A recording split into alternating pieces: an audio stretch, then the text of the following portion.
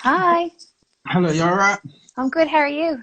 I'm good, thank you. Sorry, I ran a bit late. I literally just got stepped foot in the door just now. That's Literally. okay. How long of a cycle were you on today?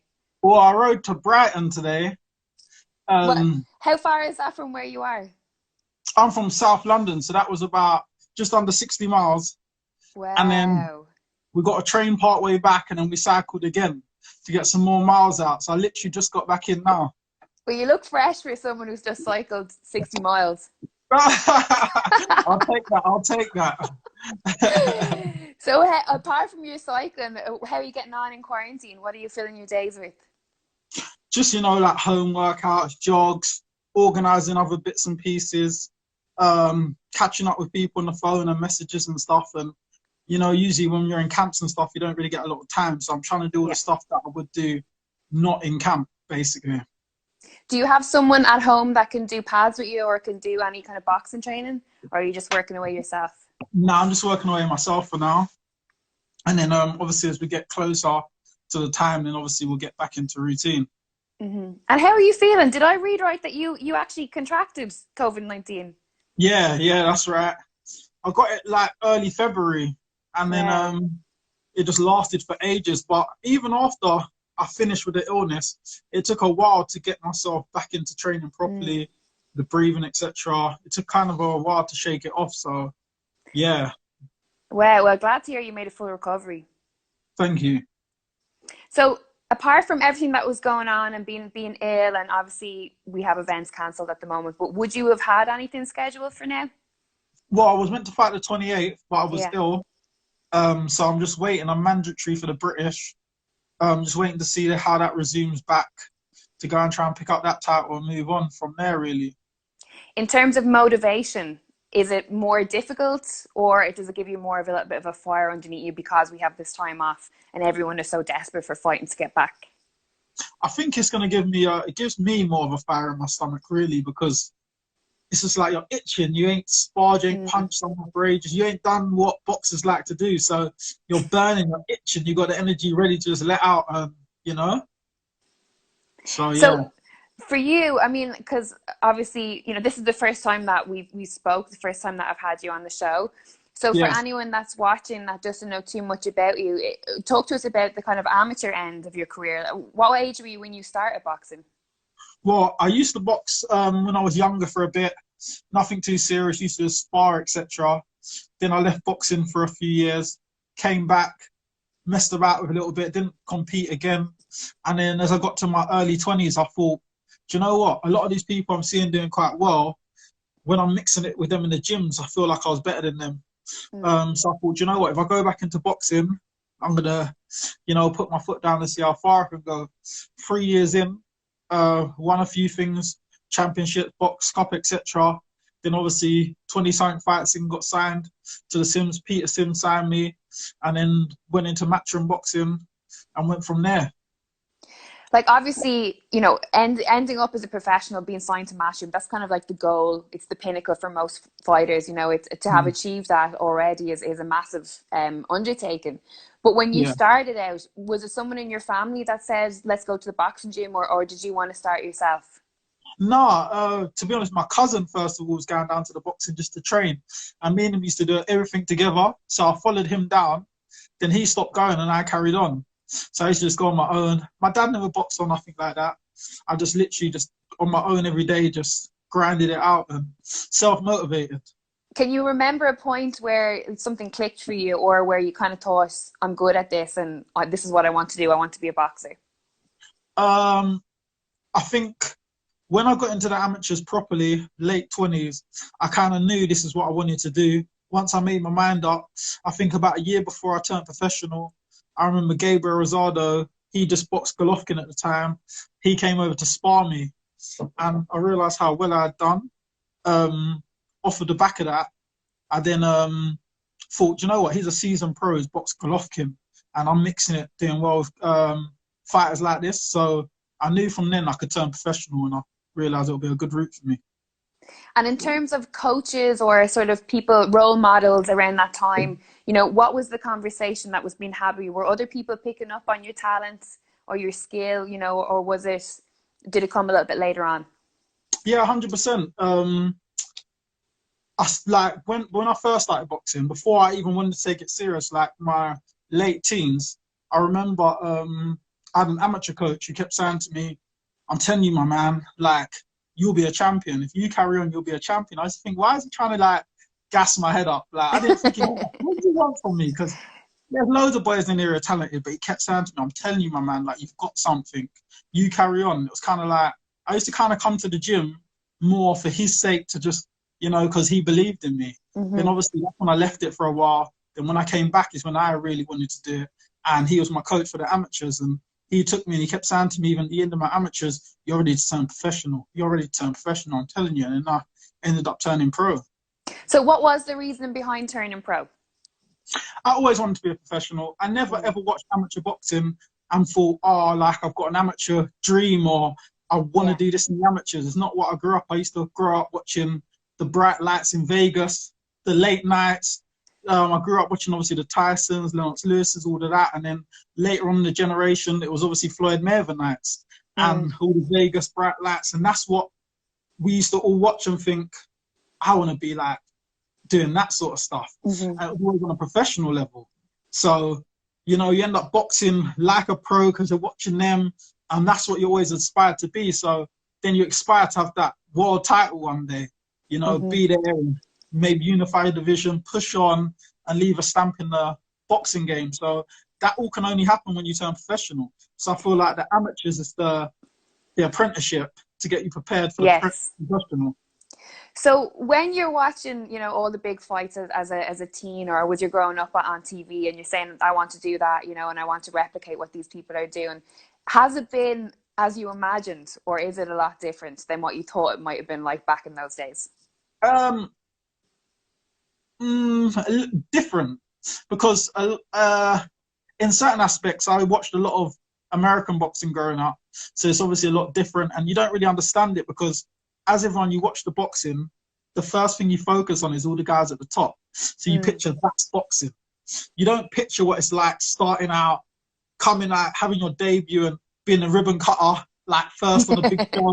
You know, you don't picture all of that. You just picture Michael Buffalo announcing you and you're walking out. But then you realize the realism of boxing and how you got to work your way up and come through the rankings.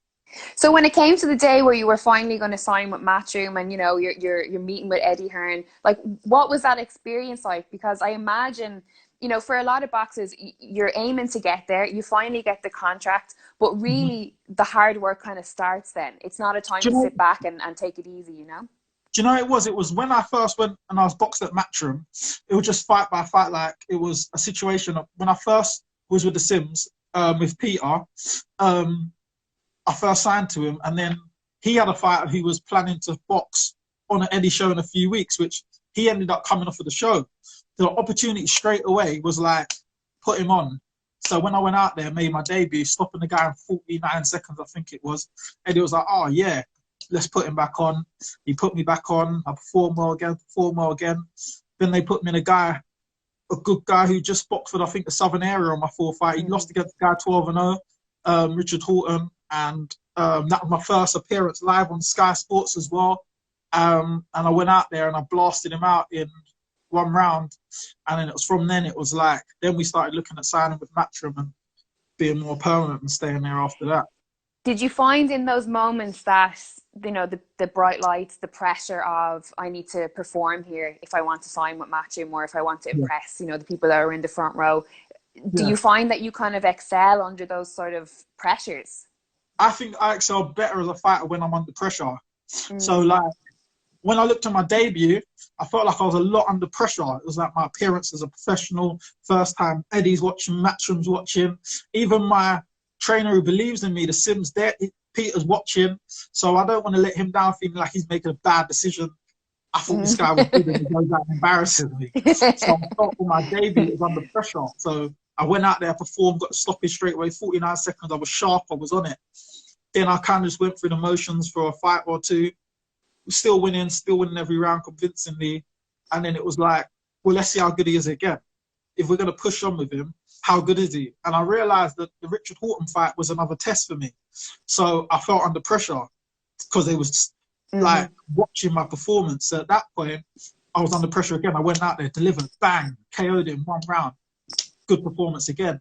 Then obviously I boxed on the Kelbrook Golovkin card after that, and a couple other cards, and then it was again I boxed after 7 fights. A guy 12-0, 6 knockouts, boxed 10 rounders, just beat the Southern Area champion Chela Renda, bigger amateur pedigree than I had, more experience as a pro, and I thought again, and I heard people talking about, don't worry, he's very seasoned. If you lose this fight, you can always come back. And I heard a lot of comeback talks. Like, I thought, oh, so everyone expects me to lose and rebuild. So I felt under pressure again, went out there, boxed, won again.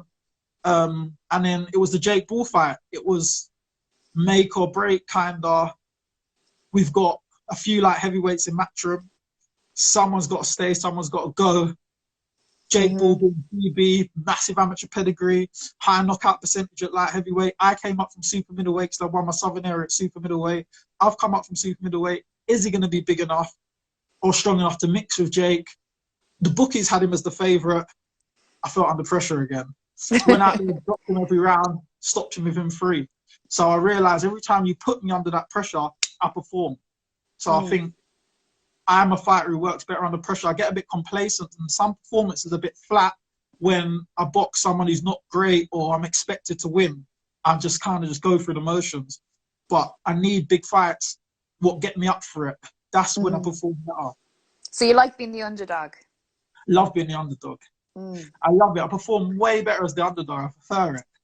So which fight then, when you look back at your career to date, which fight had the biggest impact on you, where you sat back and went, you know, I'm really doing well here, and you kind of gave yourself, you know, sort of pat on the back? Because for the fans, it's probably winning the title. They think it will be winning the title. But for you, what fight was it?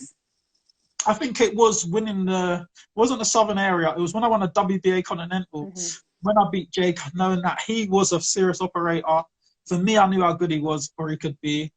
And to go out there and blast him out and do it well, and then I hit world rankings, that was the defining moment, because then you get a top 15 or 12 in the world. You realise you're on the world ranking scenes, and now you're looking close towards the goals and dreams you came into the game for. So I think that was the defining moment for me. So when you win and you get backstage, who is the one person that, you know, you can't wait to call or you can't wait to see? Who does the win mean something to for you? No one I have to call, because everyone who means something to me will be there. Everyone who is involved with me will be in that arena. So all my family, all my close friends, everyone's there.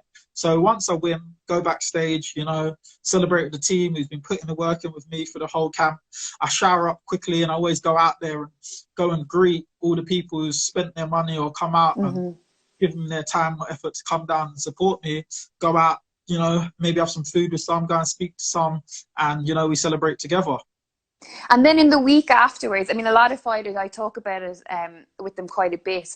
There's so much, especially with the big shows like the Matchroom shows, there's such a demand on you in terms of the weeks leading up to it, in terms of the press, the workouts, the media days, everything that goes with it.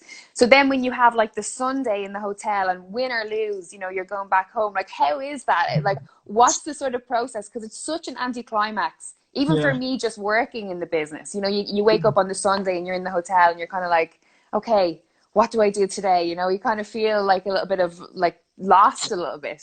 Yeah, you are lost a little bit. The Sunday's a little bit relief that you haven't got another hard working day, because you've probably been in camp 10, 12 weeks, battering your body for 12 weeks. Fight week, as you said, it can be very draining. You've got the public workout, the press conference, the public weigh-in. Each day's an event. Then you got the big night. Then you got fight night, which is obviously draining as well. So you finish that, you're tired. You've spent all the time to see everyone. Late night, you wake up Sunday. It's just like, oh, a day for me. What should I eat? Well, what are you eating? What's your food of choice on day after fight day? It kind of depends, because the day that I don't have to be so fussy with my foods, in camp, I'm quite disciplined all year round anyway, but in camp, it's going to be the same routine of meals, like something just mixed up similar, something healthy. Maybe the brown rice might be brown pasta, or maybe the salmon might be chicken, or everything, that veg might be that veg. So it's all roughly around. So it's something that what I'm not going to have in camp. Yeah. What's been the biggest lesson that boxing has taught you that you can take into everyday life? That you just got to take the rough with the smooth. With boxing, it's never always a perfect path. Everyone always thinks that you had it easy, or everything's smooth. They don't see the back and forth, behind the scenes, negotiations, this, that. Is this fight going to happen? Is it not now going to happen? You have a lot of times where you get let down, or you're meant to fight here and you don't get to do it.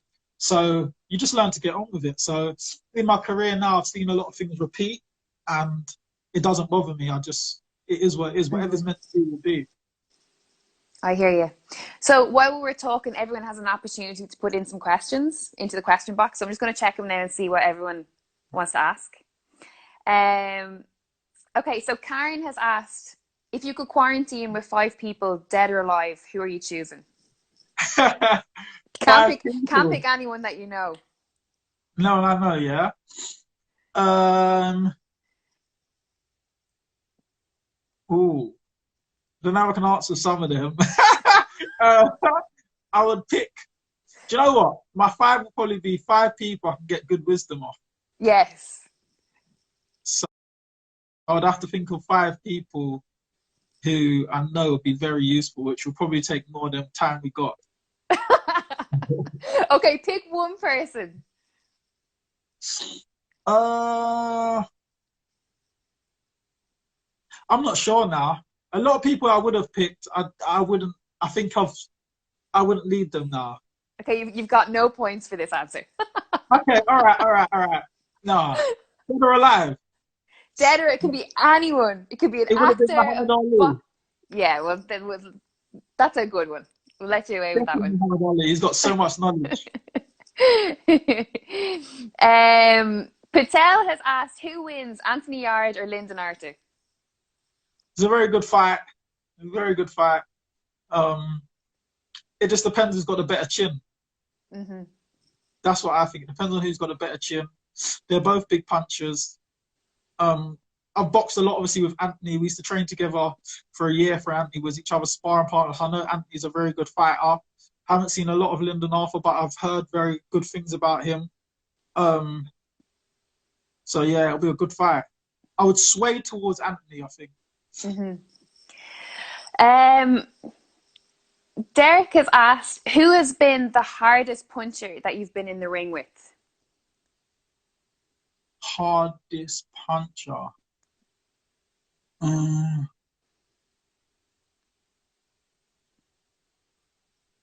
It would probably be in the amateurs when I boxed some international kid. I can't remember where he's from, but he could punch pretty hard. As a pro, I don't think I've met massive punchers yet. As a pro, probably Buglioni's probably the biggest puncher I think I've been in with. Very good. Emily has asked, what are you watching on Netflix? What am I watching? The Michael Jordan. Oh, how good is that? The Last Dance. Very good. Last Dance. That's very good. That's an advisory. So good. For a year, 5 people I can get good wisdom off. Yes. Sparring partners. I know Anthony's a very good fighter. Not that I wasn't going to watch it, but I just turned it on just to put something on, and then I was hooked. Hooked, innit? I've got a few more episodes to go, but he's a legend. I like that guy. They're all so good. Like Jordan, Dennis Rodman. I'm a huge Dennis Rodman fan. He's cool as hell as well. Yeah. Really good. Last question. Okay, so Derek has asked, when we're back, so when the events are back next year, I presume it's over the next year, who are the fights that you're after? Well, I got the British title. I got the British lined up. I'm top 10 in the WBA now. So after if I win the British, God willing, I move on. I think I'll be close. A few fights off near the top in that division. Obviously, top 15 in the IBF as well. So I think like that would be my 6th domestic champion I'd have boxed. already. So I feel like at domestic level, if I won that, most people win one, beat a domestic champion, they push on. That would be 6 I've boxed, 5 good wins. So I think I would probably want to push on to an international level at that point, or touching towards world scenes, something a bit further on than domestic and British after this. And then hopefully next 5 fights. Within the next 5 fights, I want to be boxing for a world title. That'd be great. Right, very last question, because it's just a good one, it just came in. Sandra has asked, one classic fight that you always watch. Floyd Mayweather or Tero Gatti. That fight is unbelievable. That fight never gets old. No, I went down a Arturo Gatti rabbit hole recently, and I ended up watching all the documentaries on his life and his death, and very good. Oh, did you? Yeah. Yeah, he was a serious operator. He's in some major big fights with Tero Gatti. Yeah. I was a big Floyd fan from ages ago when I was younger. My cousin gave me a box set of him, so I was watching him for years, even before he boxed Hatton and De La Hoya. So I was watching him for years. So I've always been a big. When I watched the box set, that Gatti fight was on it, and it was just that one, the Corrales fight, just unbelievable performances. Yeah, brilliant, so good. Well, what a note to leave the interview on. Thank you very much. I really appreciate it. Thank you for your time as well. No problem at all, and I hope you recover well after your 60-mile cycle. I'm good, always strong. Thanks so much. See you later. Cheers, Craig. See you later. Bye-bye.